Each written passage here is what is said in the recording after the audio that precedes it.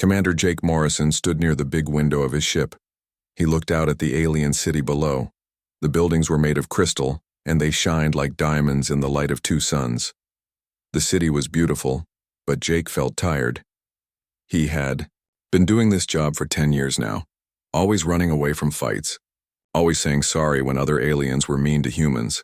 His ship was called the UES Defender, but Jake thought that was a joke. They never defended anything. They just moved human families away from danger. They ran from every fight. The aliens in the galaxy thought humans were weak. They thought humans were like pets that could talk. Jake walked to his office and sat down. He looked at the reports on his desk. 3 more human colonies were in trouble. Alien pirates were attacking them. The Galactic Defense Force said they were too busy to help. They always said that when humans needed help. On the medical deck, Dr. Lisa Hamilton was taking care of wounded aliens. They were refugees from a war between 2 alien races. She cleaned their wounds and gave them medicine. This was what humans did. They helped others. They healed the sick. They built schools and hospitals all over the galaxy. But Lisa was getting angry. Not at the wounded aliens she was helping. She was angry at the aliens who hurt humans and got away with it. Last week, alien soldiers had attacked a human farming colony. They killed 20 people. The Galactic Council said it was just a misunderstanding. Nobody was punished. Lisa finished helping a wounded alien child. The child thanked her in broken human language. Lisa smiled, but inside she felt cold. Her grandfather had told her stories when she was little, stories about old Earth, stories about times when humans did not run from fights. But those were just stories, right? Down in the ship's library, Chief Historian Ben Miller worked alone. He was the only person on the ship who knew the real truth. In front of him were computer files that most humans had never seen. Files with names like the Blood Wars, and Earth's Dark Time, and When Humans Ruled Through Fear. Ben had a special job. He had to keep these files safe and secret. The human government had decided long ago to hide Earth's real history. They wanted the galaxy to think humans were peaceful. They wanted aliens to trust humans. So they hid all the stories about Earth's wars. They hid the stories about human soldiers who never gave up. They hid the truth about what humans could do when they got really angry. But Ben remembered. His family had always been keepers of the real history. He knew that humans had not always been peaceful. Earth had been a world of endless wars for thousands of years. Humans had fought each other with weapons that could destroy entire cities. They had fought in space and on the ground and in the deep oceans. They had never stopped fighting until they finally left Earth and found other worlds. The alien races did not know this. They saw humans building schools and hospitals. They saw humans running away from fights. They thought humans were weak and stupid. They were wrong, but they did not know how wrong they were. On the bridge, Lieutenant Ryan Brooks was reading the daily reports. More human colonies were asking for help. More alien pirates were attacking human ships. More alien governments were taking human territory and saying it belonged to them now. Ryan felt his hands shake with anger. Ryan's great-grandfather had been a soldier. Not the kind of soldier the aliens knew about. The kind that existed in the secret files. The kind that could fight for days without stopping. The kind that never surrendered. But those soldiers were gone now. At least, that is, what everyone thought. In another part of the galaxy, Ambassador Rick Carter sat in a meeting with alien leaders. The aliens were talking about taking more human colonies. They said humans were not using the land properly. They said aliens could do better with those worlds. Rick smiled and nodded. He said humans would think about it. He said humans wanted to be fair to everyone.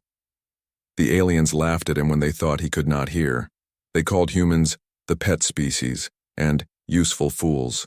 But Rick was not really smiling inside. He was thinking about a secret message he had received from Earth. The message was just 3 words. Patience is ending. Rick knew what that meant. He had been waiting for that message for 15 years. On Earth, in a building that did not appear on any map, President Karen Walsh was having a meeting. The people in the meeting wore uniforms that the galaxy had never seen. They were talking about human colonies under attack. They were talking about alien governments that thought humans were weak. They were talking about how long they could keep pretending. "How many more?" asked General Tom Bradley. "How many more of our people have to die before we stop this game?" President Walsh looked at the reports. Hundreds of humans had died in the last year. Alien pirates, alien soldiers, alien criminals. They all thought humans were easy targets. The Galactic Council did nothing to help. Sometimes they even helped the aliens who hurt humans. "We have kept the peace for 30 years, said President Walsh. "We have shown them that humans can be trusted. We have built schools and hospitals. We have helped them solve their problems, but they still see us as weak." The room was quiet. Everyone knew what she was going to say next. Maybe it is time to remind the galaxy what humans really are. In the deep files, locked away from the galaxy's eyes, were the real records of human history. Stories of wars that lasted for centuries. Stories of human soldiers who fought until their bodies broke. Stories of weapons that could crack planets in half. Stories of a species that had conquered their homeworld, not through being smart or lucky, but through being too stubborn to ever give up. The galaxy thought they knew humans. They were about to learn how wrong they were. The news came at 3 a.m. ship time. Commander Jake Morrison was sleeping when his communication device started making noise. He woke up fast and answered it. The face on the screen was crying. "Commander, this is Colony Leader Mary Johnson from New Haven. We need help. They came without warning. They killed everyone they could find. Please, you have to help us." Jake sat up in his bed. His hands were shaking. "Who attacked you? How many people are hurt?" Mary's voice broke. "The Krell. They brought 3 warships. They said we were stealing their land. They burned the schools first, then the hospital, the children, Commander. They killed the children." Jake felt something cold move through his body, something he had never felt before. "How many survivors?" "Maybe 50, out of 3,000. The Galactic Defense Force said they would come help us. That was 6 hours ago. They never came." Jake closed the communication and sat in the dark for a long time. 3,000 people, dead, including children, and the galaxy's police force had just ignored it. He got dressed and went to the bridge. His crew was already there. They had heard the news too. Lieutenant Ryan Brooks was staring at his computer screen. His face was white.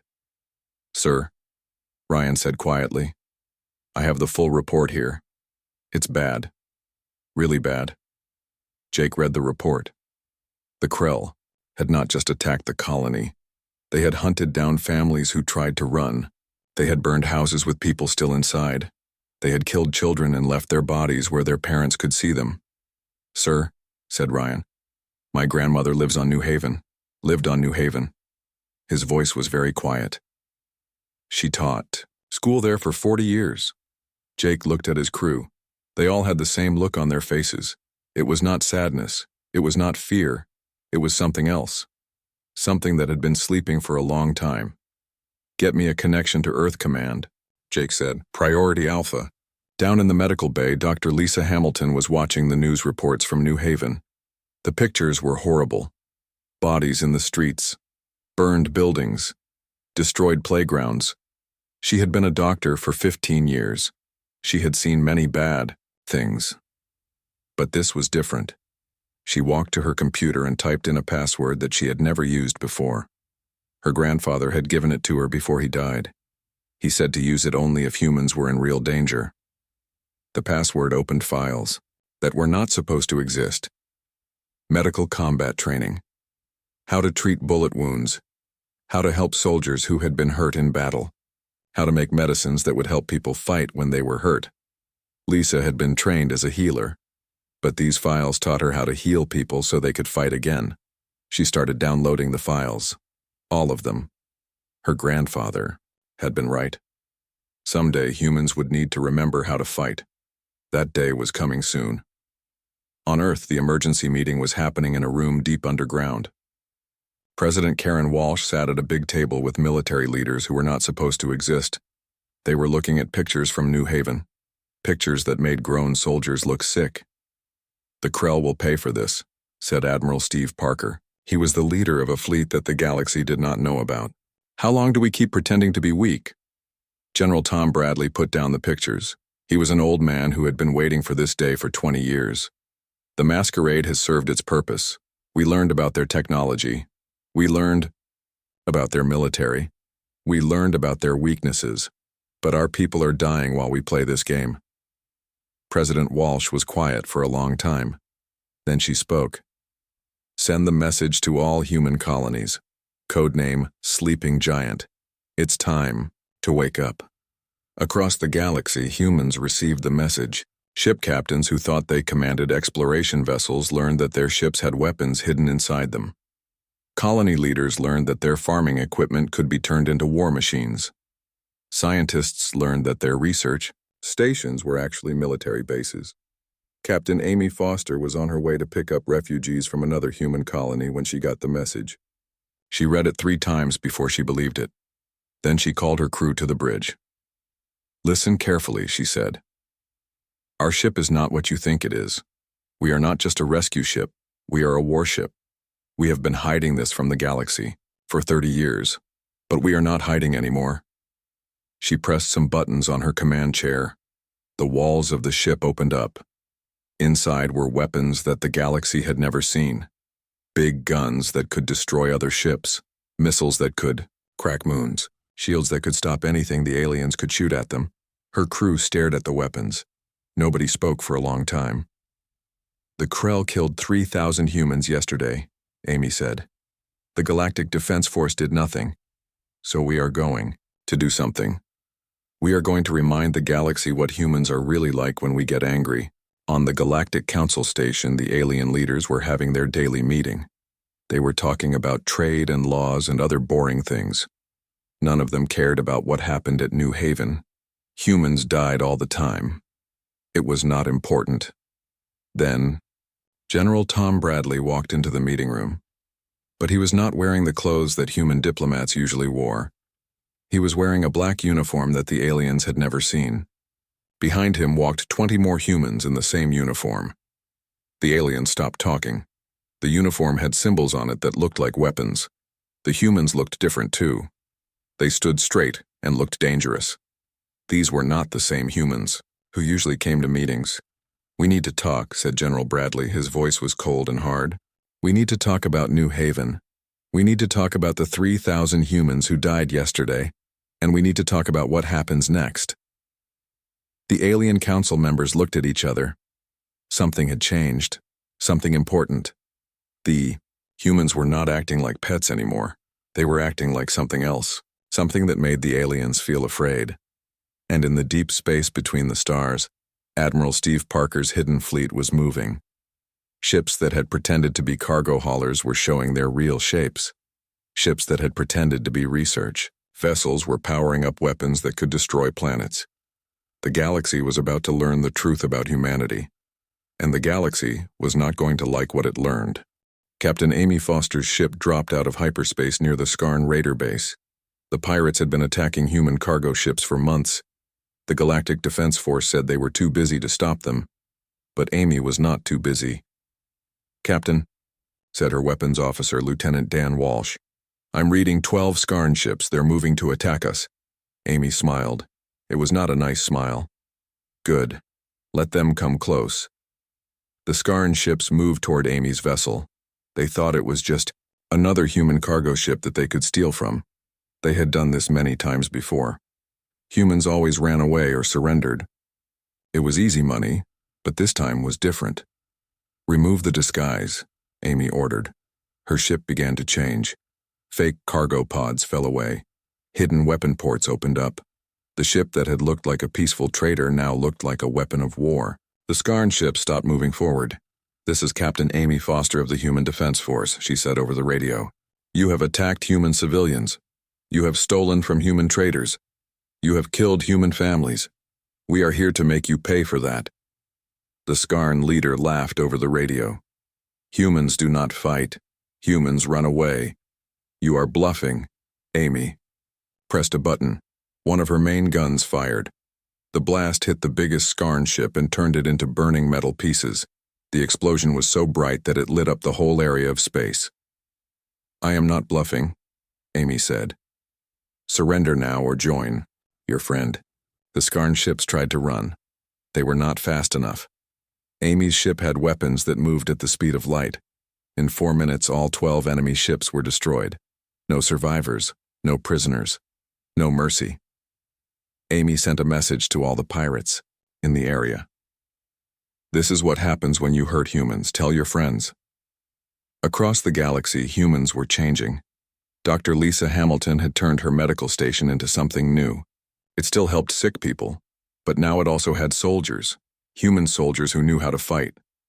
"Doctor," said Nurse Betty Clark, "the new medical supplies have arrived." Lisa looked at the boxes. They said, "medical supplies" on the outside, but inside were combat drugs, battle armor, and weapons. The galaxy still thought humans were just doctors and teachers. They did not know that human doctors could also be warriors. A wounded alien soldier was brought to Lisa's medical station.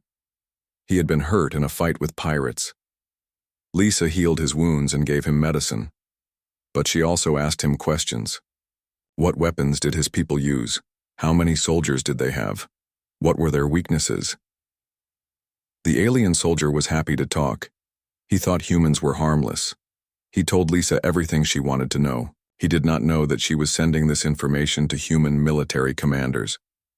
On the Galactic Council station, the alien leaders were in an emergency meeting. They were scared. Human ships were acting differently. Human colonies were not running away from attacks anymore. Human diplomats were not being polite anymore.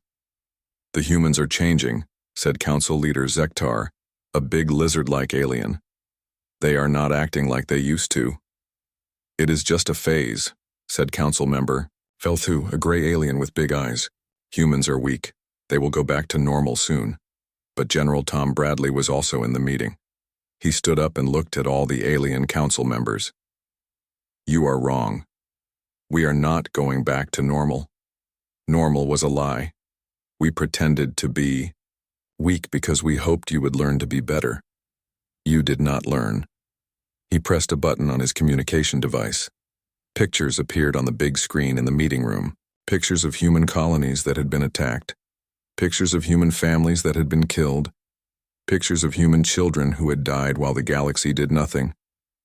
"For 30 years we have been patient," Tom said. "We have tried to work with you. We have tried to be peaceful. We have tried to show you that violence is not the answer. But you have shown us that you only understand one language." The aliens looked at the pictures. They had seen reports about these attacks, but they had not cared. Humans were not important. Humans were weak. But now the humans were looking at them with cold, angry eyes.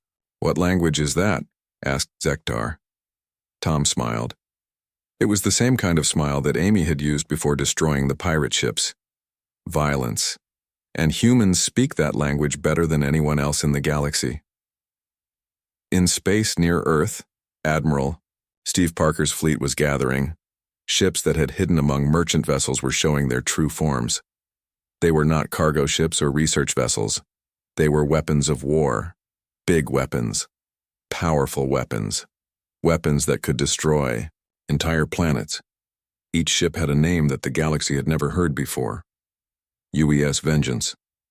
UES Blood Price. UES Never Again. UES Remember New Haven. These were not the names of peaceful exploration ships. These were the names of ships built for war. Admiral Parker stood on the bridge of his flagship, the UES Retribution. He was looking at reports from across the galaxy. Human ships were winning fights against pirates. Human colonies were fighting back against attacks. Human soldiers were showing aliens what real warfare looked like. "Admiral," said his second-in-command, Captain Sue Morgan, "we have reports that the Krell Empire is preparing to attack another human colony. They think we are still weak." Admiral Parker nodded. "Good. Let them come. It is time to show them what humans can really do." On a human colony called New Texas, the colonists were getting ready for an attack, but they were not packing up to run away. They were unpacking weapons that had been hidden for 30 years. Farmers were putting on battle armor. Teachers were loading guns. Children were going to safe bunkers while their parents got ready to fight. Colony leader Jack Turner was talking to his people over the radio. "Friends, the Krell are coming. They think we will run away like we always do. They think we are weak like all humans. They are about to learn that they are very, very wrong." The colonists cheered. They were not afraid anymore. They were angry. They were ready to fight. They were ready to show the galaxy what humans could do when they stopped pretending to be peaceful. In the secret archives on Earth, Chief Historian Ben Miller was opening files that had been locked for centuries. Files about human weapons that could crack moons. Files about human soldiers who had fought for days without stopping. Files about human tactics that had won impossible battles. He was sending these files to human commanders across the galaxy. The secrets were coming out. The real history of humanity was being shared. The galaxy had thought humans were sheep. They were about to learn that humans were wolves. Very hungry wolves who had been pretending to be sheep for far too long. The galaxy was changing, and humanity was the reason why. The Krell Empire made their biggest mistake when they laughed at the human ultimatum. General Tom Bradley had given them a simple message: apologize for New Haven and pay for the damage, or face the consequences. The Krell Emperor sent back a message calling humans weak animals and saying they would destroy more human colonies.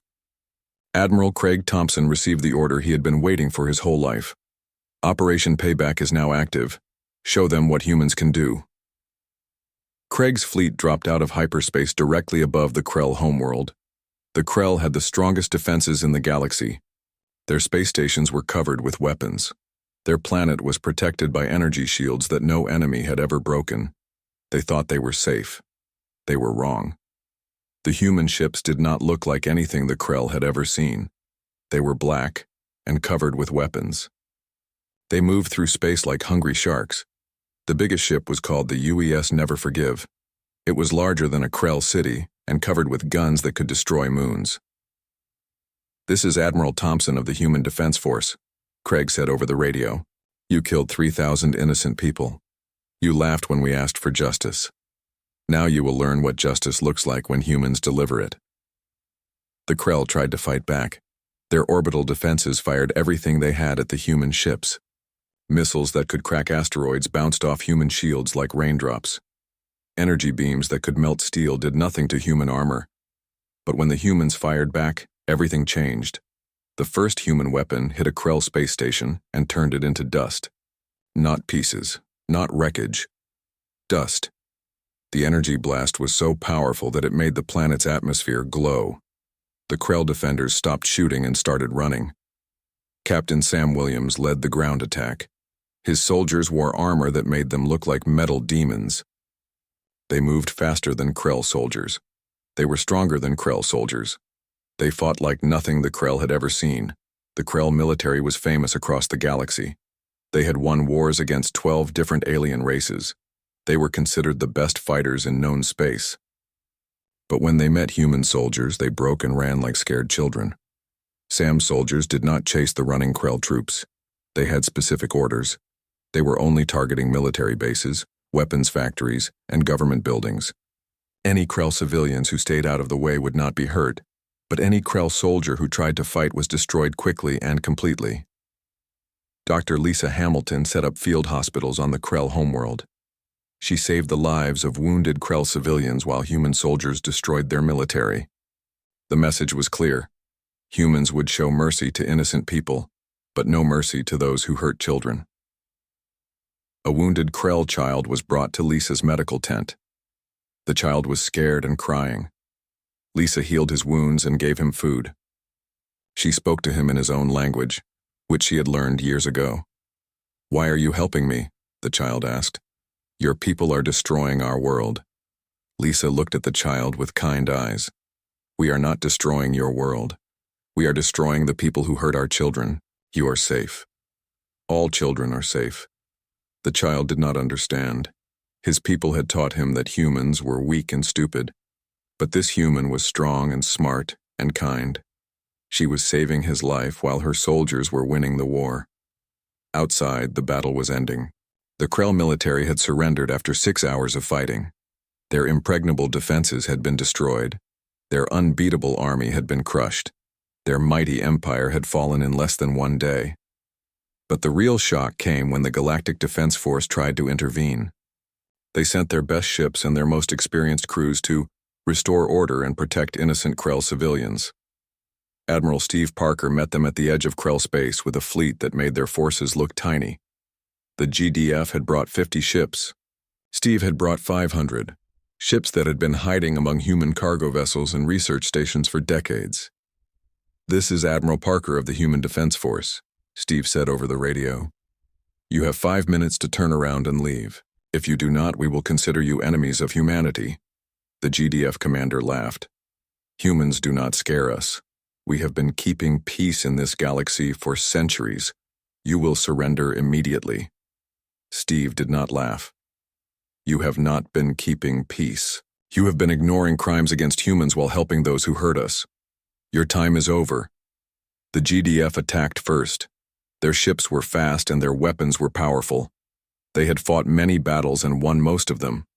They were confident that they could beat a bunch of humans who had never fought a real war. The battle lasted 3 hours. When it was over, 90% of the GDF fleet was destroyed. The surviving ships limped back to their bases with messages about human weapons that could cut through any armor and human tactics that no one could predict. The galaxy watched in terror as the reports came in. The humans were not weak. They were not peaceful. They were the strongest, most dangerous military force that anyone had ever seen. And they were very, very angry. On Earth, President Karen Walsh addressed the galaxy. Her message was broadcast to every civilized world and every space station. Her words were simple and clear. "For 3 centuries, we have tried to show you a better way. We have built schools and hospitals. We have helped solve your problems. We have tried to keep peace through negotiation and compromise. You have responded by attacking our people and killing our children." She paused and looked directly into the camera. "That ends now. From this day forward, any attack on human civilians will be answered with overwhelming force. Any government that supports such attacks will be considered our enemy. Any military that threatens our people will be destroyed." The alien governments received another message the same day. It was from General Tom Bradley, and it was very simple. "The galaxy has new rules now. Humans are no longer asking for permission. We are telling you how things will be." Some alien races tried to challenge the new rules. They sent ships to attack human colonies, thinking that the Krell defeat was just luck. Those ships were destroyed, so quickly that most never had time to send distress signals. Other alien races were smarter. They pulled their military forces back from human space. They stopped supporting pirates and raiders. They started treating human diplomats with respect. The galaxy was learning a new lesson. When humans got angry, really angry, they were the most dangerous thing in known space. And after New Haven, humanity was very angry indeed. The age of human weakness was over. The age of human strength had begun, and the galaxy would never be the same. 6 months after the Krell campaign, the galaxy was a different place. Commander Jake Morrison flew his ship through space lanes that had been full of pirates just last year. Now they were safe, empty, clean. The sound of human ships dropping out of hyperspace had become the most feared sound in the galaxy. Jake's ship was still called the UES Defender, but now it actually defended things. When pirates heard that human ships were coming, they just ran away. Most of the time, Jake never even saw them. His reputation was enough. His crew was different too. Lieutenant Ryan Brooks now wore the black uniform of the Human Defense Force. He smiled more often. He stood straighter. He was not ashamed of being human anymore. "Sir," Ryan said, "we're getting a distress call from Trader Station 7. Some alien merchants are having trouble with local criminals." Jake nodded. "Set course for the station. Let's go solve their problem." It took them 2 hours to reach the station. When they arrived, the criminals were already gone. They had heard that a human ship was coming and decided they had urgent business somewhere else. The alien merchants thanked Jake and his crew many times. They gave them free supplies and asked if there was anything else they could do for the humans. It was very different from the old days when aliens had treated humans like annoying pets. Across the galaxy, Dr. Lisa Hamilton was running a medical empire that saved lives on 100 different worlds. Her hospitals were still hospitals, but they were also intelligence centers that watched for signs of trouble. "Doctor," said her assistant, Nurse Jenny Scott, "we're receiving requests for medical aid from 15 different planets this week." Lisa looked at the requests. Most of them were genuine medical emergencies, but 3 of them were from governments that were planning military operations. Lisa could tell because she had learned to read between the lines. "Send medical teams to the real emergencies," she said. "For the other 3, send a message. Tell them that human medical aid is only available to people who keep the peace." The 3 governments that had been planning military operations canceled their plans immediately. They did not want to lose access to human medical technology. More importantly, they did not want human soldiers to come asking why they were planning wars on Earth. President Karen Walsh was reading reports from across the galaxy. Crime was down 90% in areas where humans operated. Wars between alien races had almost stopped completely. Trade was booming because cargo ships did not have to worry about pirates anymore. "The galaxy is more peaceful now than it has been in centuries," said General Tom Bradley. "Fear is a powerful motivator." Karen nodded. "But fear alone is not enough. We need to show them that being peaceful is better than being violent." She was right. Humans were not just using force to keep the peace. They were also using rewards. Alien governments that treated their people fairly got access to human technology. Alien races that solved their problems without violence got human help with trade and medicine. But alien governments that hurt innocent people got visits from Admiral Steve Parker's fleets. Steve's ships now patrolled space lanes that had been dangerous for thousands of years. His vessels had names like UES Justice, UES Protection, and UES New Hope. The weapons were still there, hidden under peaceful-looking hulls, but they were only used when diplomatic solutions failed. Most of the time, they were not needed. The sight of a human ship was enough to make troublemakers reconsider their plans. Captain Amy Foster was leading a convoy of cargo ships through what used to be pirate territory. The alien traders in the convoy were nervous. This area had been dangerous for centuries. Ships that came through here usually got robbed or destroyed, but Amy's escort ship was flying human colors. That changed everything. "Captain," said one of the alien traders over the radio, "my sensors show several ships hiding near the asteroid field. They look like pirates." Amy smiled. "Don't worry about them. They won't bother us." She was right. The pirates watched the convoy pass by, but they did not attack. They had learned what happened to pirates who attacked ships under human protection. It was not a lesson they wanted to repeat. On the Galactic Council station, the daily meetings were very different now. The alien council members listened carefully. When human representatives spoke, they asked polite questions. They offered helpful suggestions. They did not laugh or make jokes about humans anymore. General Tom Bradley entered the council chamber wearing his dress uniform. The alien council members all stood up to greet him. 6 months ago, they would have ignored him. Now they treated him like the most important person in the room because he was. "I have good news," Tom said.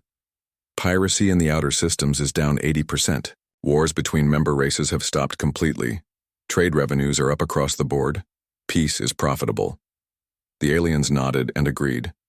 They had learned that peace was indeed profitable, but they had also learned that war with humans was very, very expensive. After the meeting, Tom walked to his office and called President Walsh on Earth.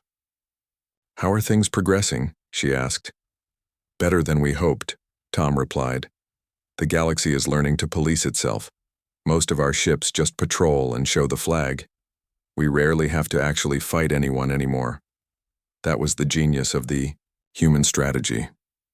They had not conquered the galaxy through endless warfare. They had shown the galaxy what human warfare looked like, and then offered a better alternative. Most alien races had chosen the alternative. The few who had not chosen, the alternative had been removed from power by their own people. Nobody wanted to be the leader who brought human retribution down on their world.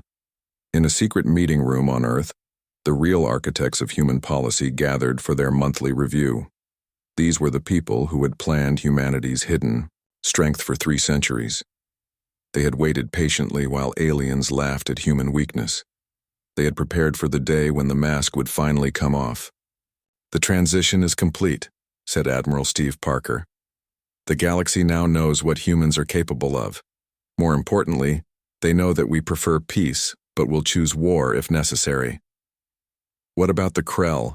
asked General Tom Bradley. "Their new government is working well with us," Steve replied. "Turns out that when you remove the warlike leaders and give people a choice, most species prefer peace and prosperity over conquest and glory." President Walsh looked around the table at the military leaders, diplomats, and intelligence officers who had made this plan work. "So what now? Do we rule the galaxy through fear forever?" "No," said Tom. "We rule through hope. Hope that peace is better than war. Hope that cooperation is better than competition. Hope that the strong can protect the weak instead of exploiting them." He paused and looked out the window at the stars. "But we keep the weapons, just in case some of them forget the lesson." That night, children across the galaxy went to sleep in peace. Human children on distant colonies did not have to worry about pirate attacks. Alien children on their homeworlds did not have to fear wars between their governments. The galaxy was finally safe, and it was safe because the most dangerous predators in known space had decided that they preferred to be protectors. The age of chaos was over. The age of human peace had begun, and it would last as long as humanity was willing to fight to protect it. In the end, the galaxy had learned the most important lesson in the universe.